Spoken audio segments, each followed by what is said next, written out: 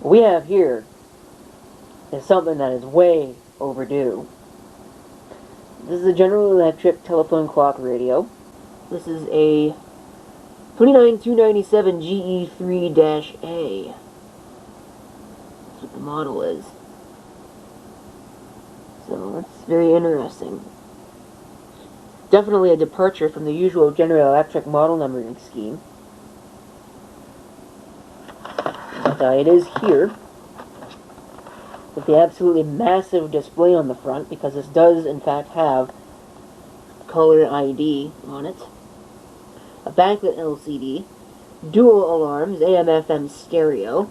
It's not AM stereo, but I don't really think there's a whole lot that is. Something a much smaller telephone than you usually see on a telephone clock radio, or at least most of the ones that I'm familiar with. They all really kind of look like this one over here does. Anyway, the control layout is once again rather complicated, but I suppose you could get through it. It's not nearly as complicated as some of the more modern things are. It is in fact stereo. There's one speaker here, and then there's another speaker on this side here. The volume control is right there. On this side, the tuning wheel is right there. And I don't know if it's actually, well, I think it is. I paid too much for it, but it's there. There's a new call light here. It's pretty similar actually to this one. This thing up here, just built into the clock itself. This is the display brightness switch. You get high, medium, and low. Beside that's the ringer, high, low, and off. There's the connection for the handset, the connection to the wall, and the DC input. This actually uses a 9-volt DC wall wart, which I do have. I'm going to go ahead and plug it in right now. Okay, I'll try and let you get a shot of the display as we power it up. So I'm going to go ahead and take our DC wall wart here, and we will plug it into the wall. If I can find a free outlet. Should be one right here. Yes.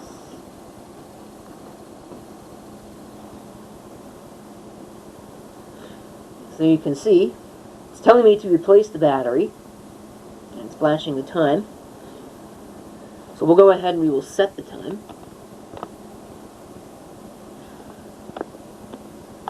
Set real time. Actually beeps at you. The volume of the beep doesn't change. What time is it actually? It's 2:06. Probably would have been faster to go the other way, but whatever. I find that amusing. Set real time. What time do you think I'm going to set? 2:06, right? 2:07. Contrast. Well, I can't even read that. I think you get 5 options. 3 is the middle, which is the one that I usually set things to. Local area code. Well, I don't really care about that. So, here we go. Now it's set. Oh, I almost forgot. This thing takes... Okay, I'm back. As you can see, when I set it down, the phone came loose, and it said phone in use. We put that back into place, and you can see my ugly face. It's focusing on that instead of focusing on the thing it should be focusing on. Goes back to saying that it should replace the battery. Alright. No calls. I'll demonstrate the call display and other related things later. Why is this not going back into place? Alright. So, of course you get your 2 alarms. Wait for the buzzer or the radio for both alarms, which is pretty cool. Of course we got our call display stuff, which doesn't do much. There's a redial button here. This goes up and down for the caller ID stuff. This deletes. It's pretty straightforward. There's not much to it. Got a sleep timer, And let's just go ahead and turn the radio on. It's a digital tuner. See, we get the time display up here and our frequency there. And then they switch around after a while, which is interesting.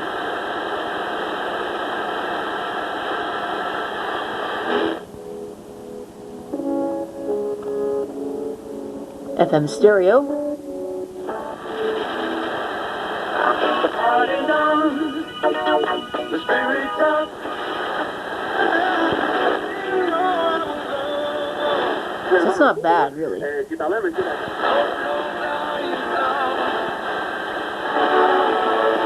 You won't hear any stereo separation with this, so... Off-line shopping.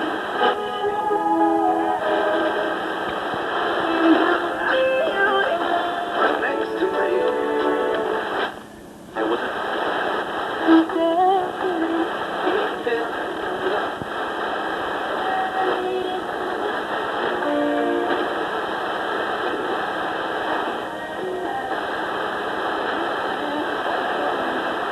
together, in particular. So there are a few monophonic FM stations on the band. And I wouldn't say the display is totally accurate, because the station's right here. Oh yeah, it seems to think the station's at 90.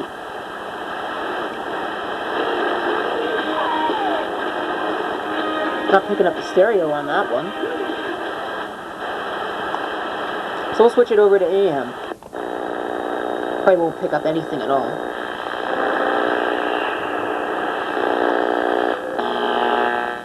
But, you know, the impeachment hearings are going on right now at the end of the year.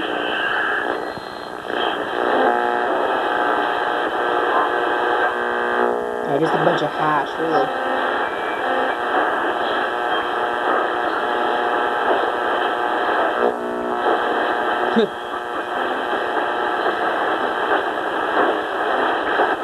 The record, I left him out there. Where the customer always comes first. Saint Laurent Belfast.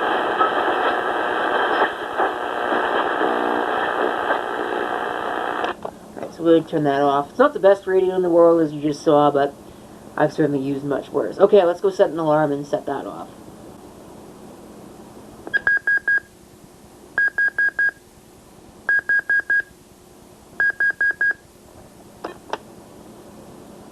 Alright, so the snooze button actually lights up when you're using the snooze, so that's pretty cool.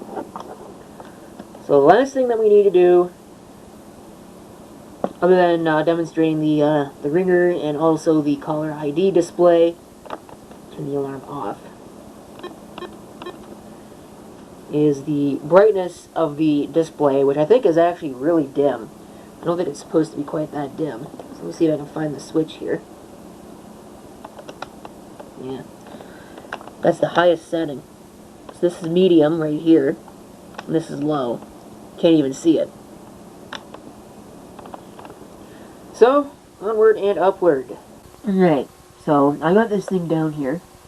I've had it down here for a while, plugged in, so it can go ahead and get the call display working. You can see it's definitely been here for a while. See here, here's a basic idea for how it works and how it looks.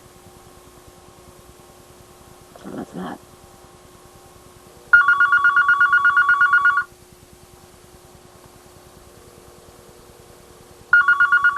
And that will do it for this video of this thing that I forget the model number of already. It's not an easy model number to remember. So thank you for watching. If you have any comments, feel free to leave them down below. And this is CP666 signing off, and I hope to see you next time. Till then.